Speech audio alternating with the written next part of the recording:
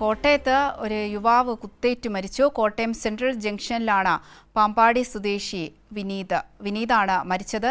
പ്രതി മാങ്ങാനം സ്വദേശി ശ്രീകാന്ത് കസ്റ്റഡിയിലായിട്ടുണ്ട്. മദ്യപിച്ചതിനെ തുടർന്നുള്ള വാക്കുതർക്കമാണ് കാരണമെന്നാണ് പോലീസ് നിഗമനം ചേരുന്നത്. Sanoj, good morning.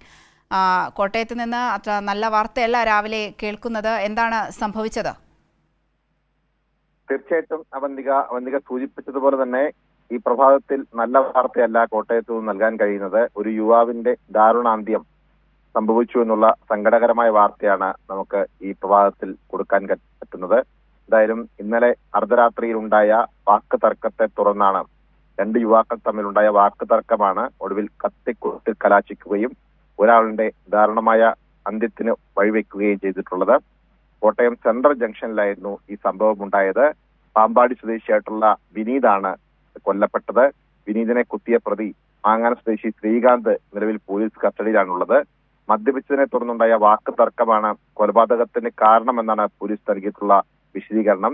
സംഭവവുമായി ബന്ധപ്പെട്ടുകൊണ്ട് പ്രതിയെ കൂടുതൽ ചോദ്യം ചെയ്യേണ്ടതായിട്ടുണ്ട്. കാരണം ഇന്നലെ കസ്റ്റഡിയിലെടുക്കുമ്പോൾ പ്രതി മദ്യലഹരിയിലായിരുന്നു.